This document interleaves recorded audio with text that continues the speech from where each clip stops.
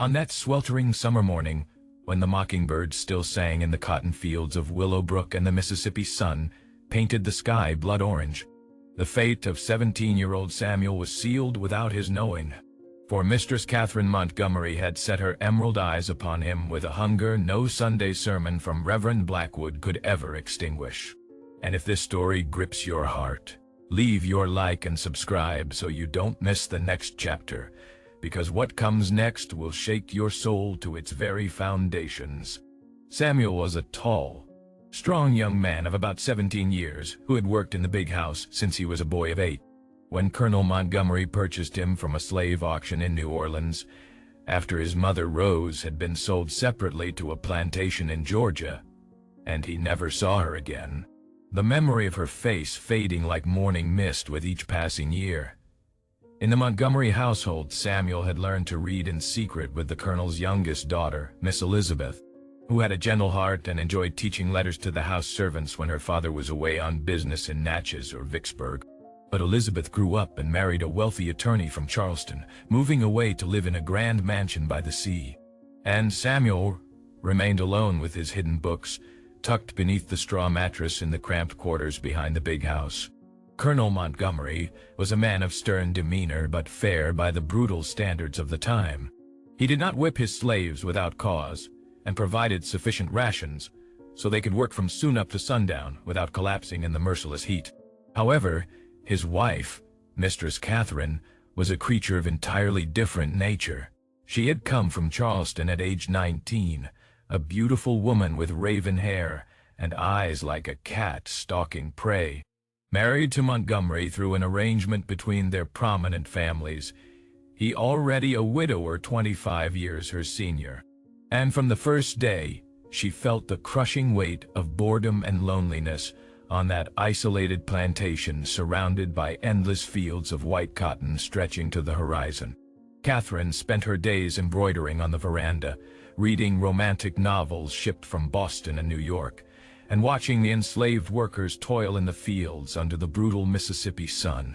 And it was in this way that she began to notice Samuel, the way he carried bales of cotton on his broad young shoulders, the sweat glistening on his chest when he removed his shirt in the oppressive midday heat, the muscles rippling beneath his dark skin like polished mahogany.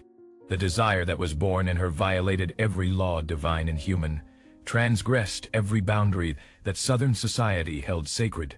But Catherine was not a woman who bowed easily to commandments, and the more she tried to banish those thoughts, the more they consumed her like wildfire racing through dry fields.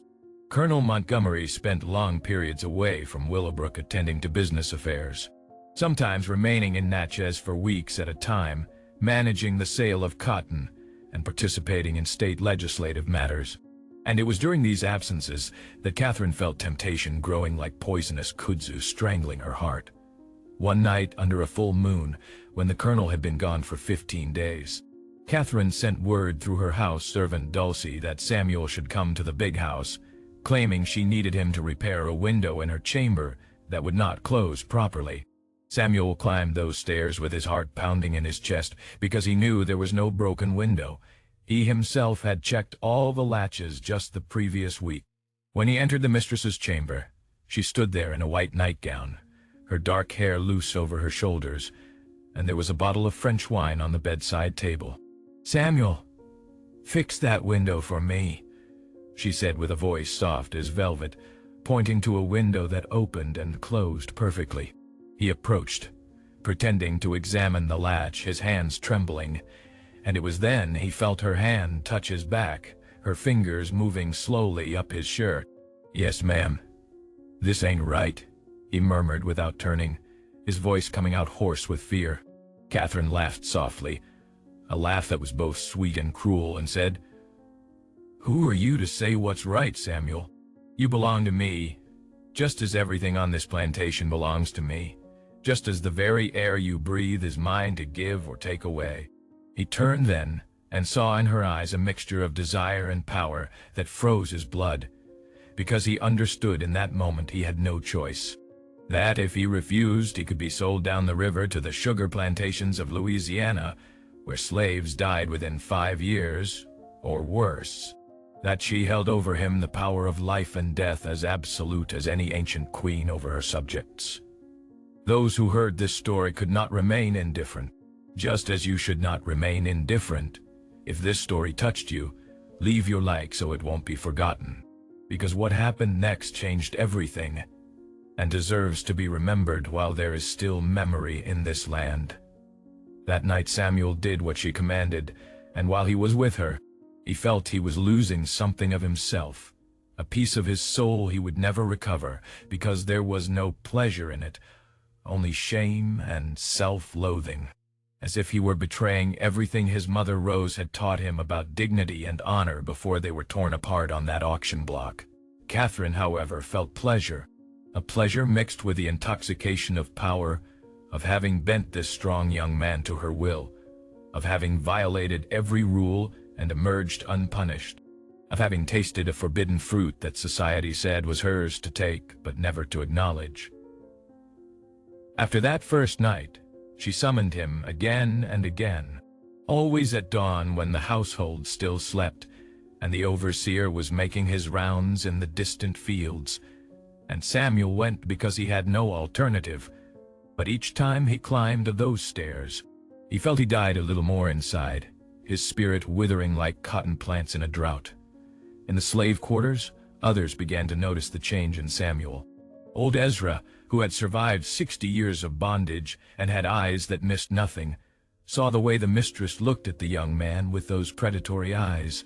Naomi, who washed the linens from the big house, noticed things that confirmed her worst suspicions: the timing of Samuel's absences, the haunted look that never left his face. One afternoon, Ezra pulled Samuel aside near the well. "Boy, I know what's happening to you, and I know you got no fault in it. But you need to be careful because fate is weaving a terrible tragedy for you. I've seen this before, seen how it ends, and it never ends well for folks like us." Samuel felt tears coming, tears he had been holding back for months. "I don't want this, Uncle Ezra, but how can I say no to her? How can I refuse when she owns me body and soul?" Ezra put his weathered hand on the young man's shoulder. "You can't, son, and that's what tears at the soul. Because you're a man, but you ain't treated like a man. You're treated like a thing, like a tool to be used when wanted and discarded when broken. And that's the evil of this system we're trapped in."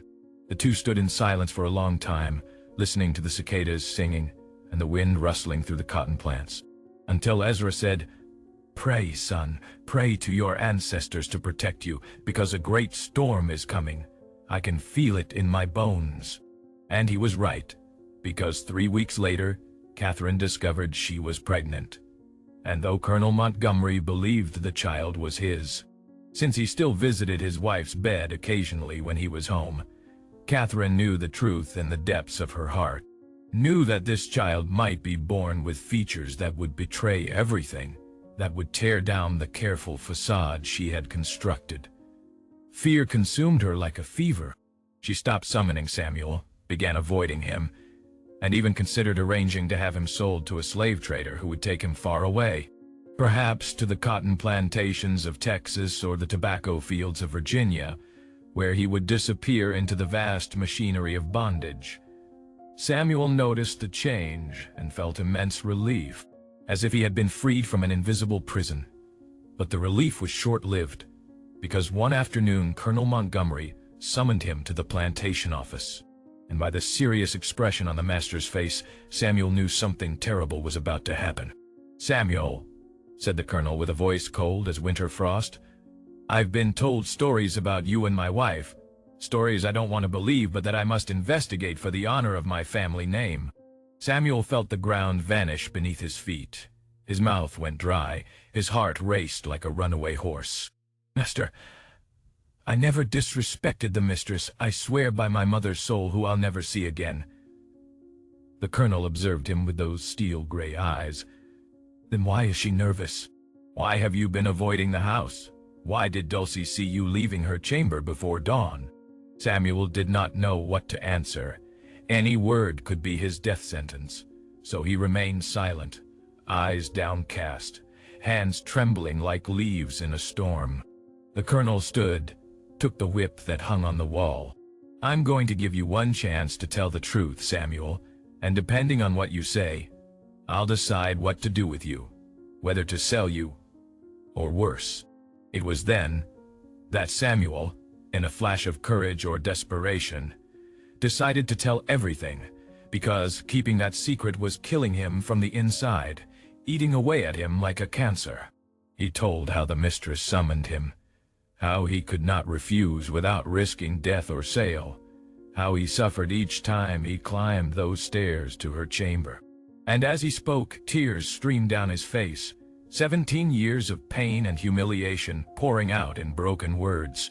Colonel Montgomery listened to everything in silence, his face growing redder and redder, his hands gripping the whip so tightly his knuckles turned white as bone.